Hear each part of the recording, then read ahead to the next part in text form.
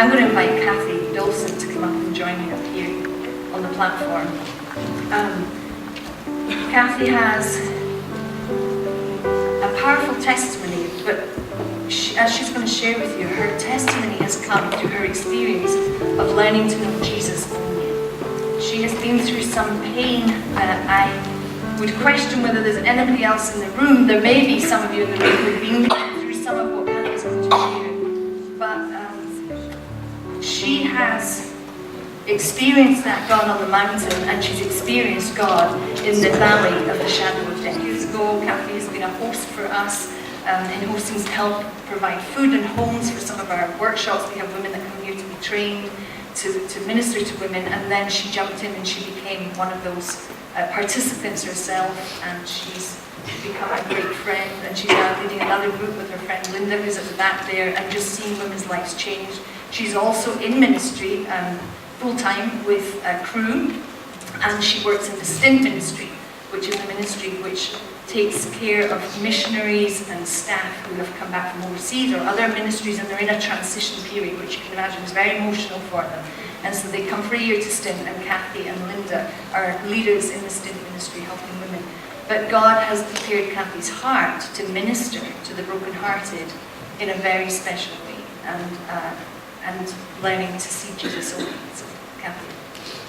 Thanks, Liz. I'm going to give you a glimpse into my life about 3.5 years ago, May of 2015. I have a husband and 4 children, and it was coming to the end of the school year. At the time, my oldest daughter, who is married, had 1 child and was expecting our 2nd granddaughter. My daughter Danielle was taking a gap year from college and actually working for Crew ministering to missionary kids. Our son Brian had just finished his freshman year up in Gainesville and had come home. And our youngest son, Brock, was actually dealing with some very severe depression that was causing a lot of angst and fear in my life. And I woke up on the morning of May 14th and spent some time with the Lord and was getting ready to go to the gym and was just thinking about the week prior and what the Lord had done. And I was thinking, Lord, you're so good. Sunday had been Mother's Day, and we celebrated with our children that were in town with us and a couple other families.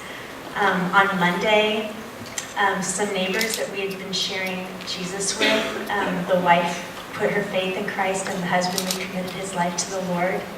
On Tuesday, my husband and I celebrated our 25th wedding anniversary. And then on Wednesday night, our 2nd granddaughter was born. And so it had just been this amazing week.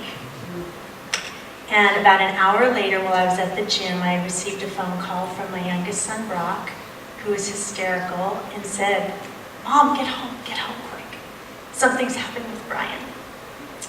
So I was with a friend, we drove home, I was in a panic, didn't know what had happened. The ambulance was parked in front of our home. And as I walked into our house, my husband walked towards me and said, he's dead, Brian's gone. And we did not, at the time, we thought Brian had taken his life, but it had made no sense at all because he was walking with the Lord. He had done, he was getting ready to take a motorcycle endorsement class that day. He had made his lunch the night before. He was getting ready to go on a mission trip to Alaska. He came back from school and said it had been one of the best years of his life. And but Brian also loved, he was an adrenaline junkie, and Brian had been playing the choking game. So of course that is one of a parent's worst fears, and the Lord allowed it to come true that day in my life. And it's one of those surreal moments where you think, this can't be my story. This can't be my life, but it was. And I would wake up in the morning to hearing my husband sobbing in our bed and thinking, Lord, how are we going to get through this? How is Brock going to do with his depression? How are my daughters going to get through this? And just wondering what was going to happen.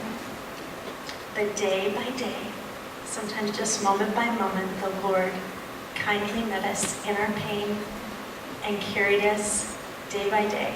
And I needed to cling to the Lord like nothing else in my life, because there was really nothing else to hold on to that could give me hope.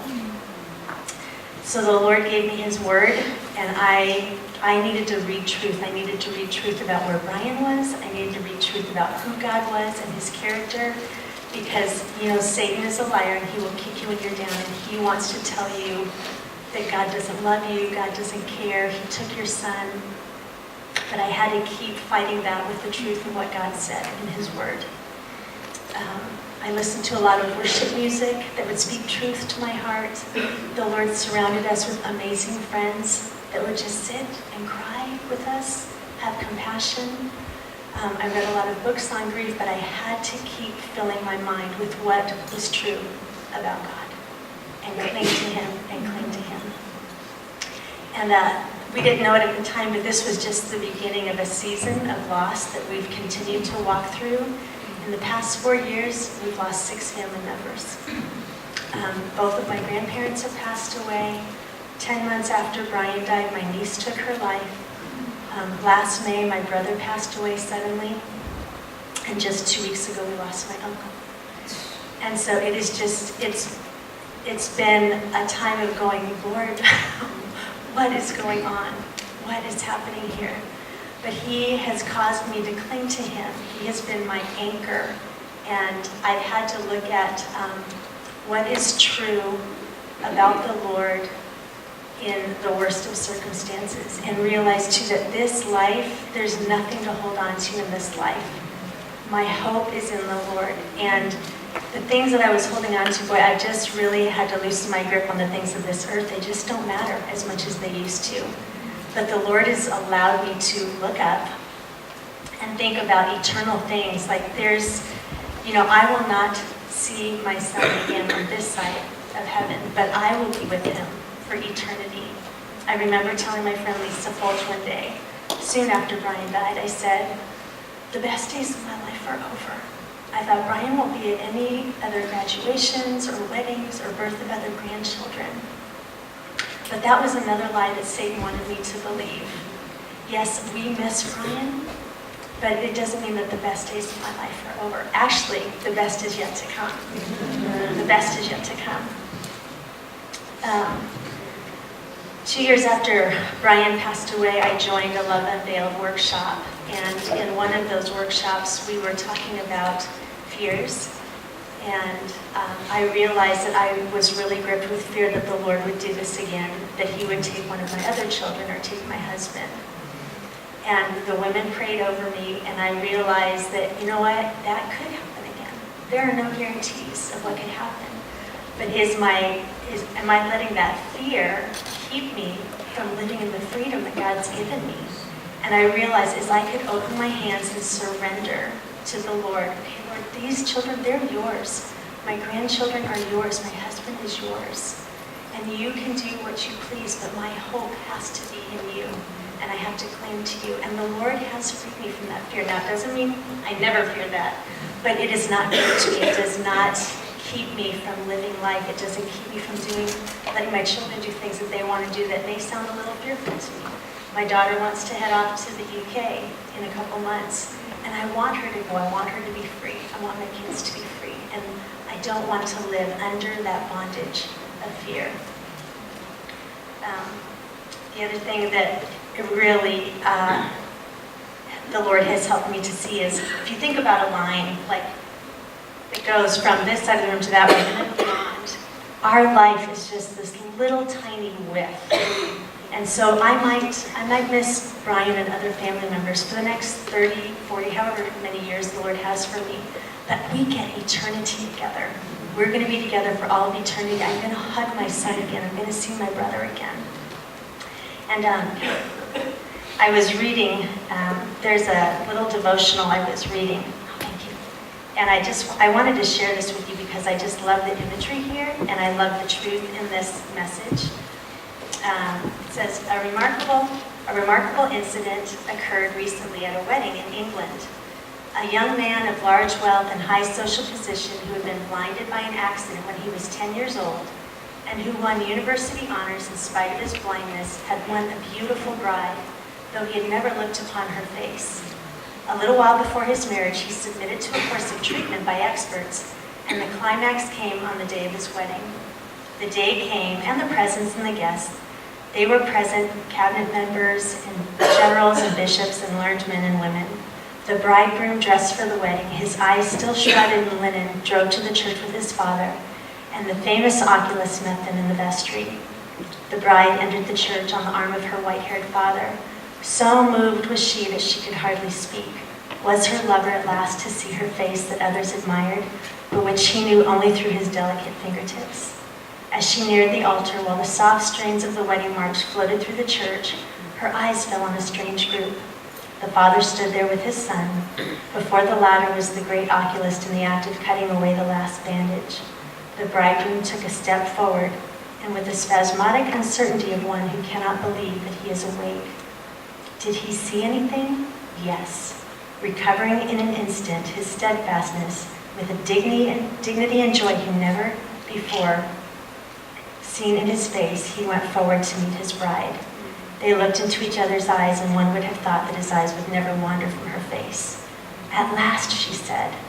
At last, he echoed solemnly, bowing his head. That was a scene of great dramatic power, and no doubt of great joy, and is but a mere suggestion of what will actually take place in heaven, when the Christian who's been walking through the world of trial and sorrow shall see him face to face. There will be a day I will get to heaven and I will see Jesus face to face.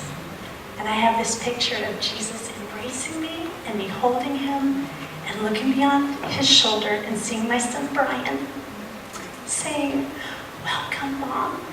I've been waiting for you." But Jesus is the main one, the main face that I will get to see first. And then there will be others surrounding. I want to just read one more thing, one more verse here that I want to share with you that I've clung to quite a bit as I walked this journey. In Lamentations 3:21 through 24, it says this, "But this I call to mind, and therefore I have hope. The steadfast love of the Lord never ceases. His mercies never come to an end. They are new every morning.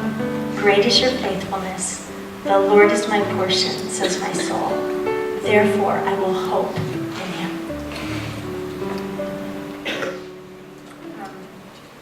I don't know what that evokes in you as you listen to what Kathy went through. Was a lot of loss. And then the dread of, is this a pattern? Who am I going to lose next? When something bad happens, it opens a door, and if we don't choose faith in God over the enemy's lies, we will get locked into his stronghold of fear forever. And dread will keep us in a prison and stop us moving forward, because we get disappointed and we get discouraged and we don't believe that God can be in it anymore. And that will shut you down really quickly. Bad things happen to us. We go through things that we can't understand, and he opens the door to angers or fears or unbelief. And we don't believe that God is who he is anymore. And today he's saying, I want to reveal myself to you.